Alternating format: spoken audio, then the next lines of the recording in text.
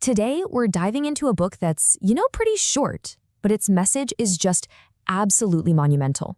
We're talking about Viktor Frankl's Man's Search for Meaning. It's really a guide to finding purpose, and it was born from one of the darkest moments in all of human history. So let's just start with the biggest question there is, right? The one that pretty much all of us ask ourselves at some point. What is the meaning of all this? We're always looking for that one big, universal answer. But what if that's the wrong question?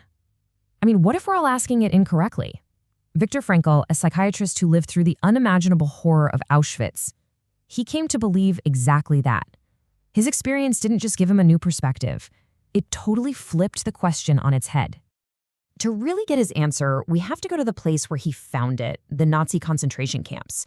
And you have to understand, this wasn't just a place of unbelievable physical pain. It was like a laboratory for the human soul, pushing people to their absolute breaking limit. Now, Frankel noticed that prisoners generally went through 3 psychological stages. But it was that second stage, apathy, that was the most dangerous. It was like an emotional death. It was a shield, sure, a way to protect yourself from the constant horror. But it was also a place where the will to live just flickered out. And this is where Frankel's insight is so crucial. That numbness, that feeling nothing, it wasn't weakness. It wasn't a flaw. As he put it, an abnormal reaction to an abnormal situation is normal behavior. In a world that insane, feeling nothing was a sane way to survive. But right there, in that abyss of nothingness, Frankel discovered something incredible. Even when it felt like everything, and I mean everything, was gone, one thing was still there. And this gets us to the absolute core of his work. Just think about it. The prisoners were systematically stripped of every single thing that made them who they were. Their names were replaced by numbers. Their families, their homes, their possessions, gone. Their dignity was attacked every single day. They had zero control over whether they would live to see the next hour. So that leads to the ultimate question, doesn't it? When you take all of that away from a person, what's left? What is the one thing that can't be touched? And this is the answer. It's so powerful. The Nazis could control the body, they could control the environment, they could control everything on the outside. But they could not control a person's inner world. That was the last human freedom, the power to choose your attitude no matter what. Okay, so if we have this ultimate freedom to choose our attitude, how do we actually use it to find meaning?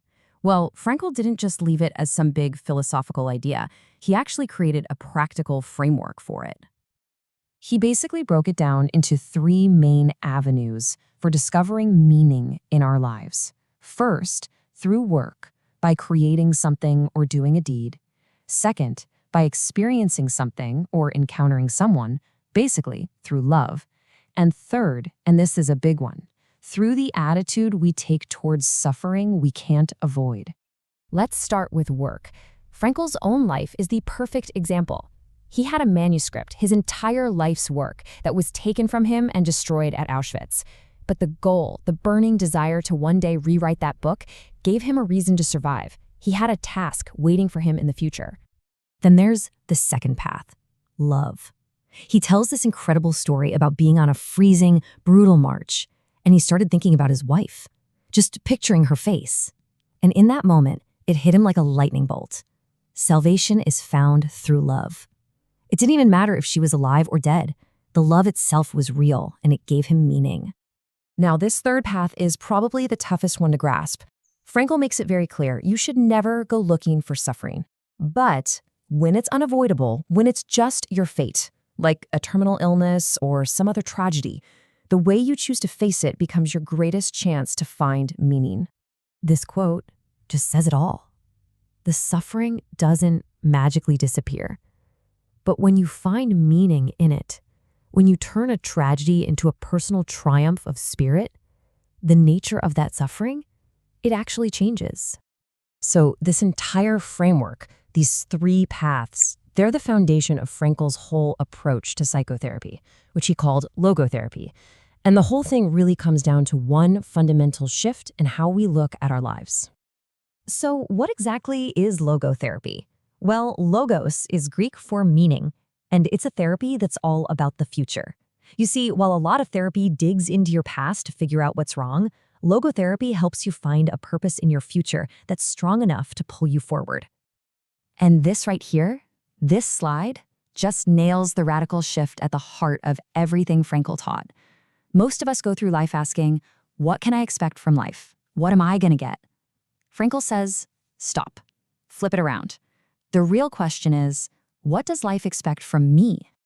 What that means is that life is constantly asking us questions through our circumstances, through our challenges. And our meaning is found by taking responsibility, by stepping up to answer those questions, and to fulfill the tasks that only we can fulfill. You know, when you think about it, a book born from so much tragedy could easily be one of despair. But Frankl's message is the complete opposite. It's an incredibly powerful and realistic message of hope. It's a guide to living with purpose, no matter what life throws at you. He even had a name for this mindset: tragic optimism. It sounds like a contradiction, right? But it's not about pretending life isn't hard. It's about facing the tragic triad of pain, guilt, and death head-on, and still saying yes to life by finding meaning in it all. Frankl never once shied away from the absolute worst of humanity. He saw it up close. But he also saw our incredible capacity for dignity and courage. This quote, it just perfectly captures that duality. We are capable of both, and the choice is always, always ours. So, I'll leave you with this incredible thought experiment from Frankl. It's a challenge, really, a call to live with the full weight of your freedom and your responsibility. So maybe the real takeaway isn't just about finding the meaning of life, but about realizing that you are the one who has to create it, right here, right now.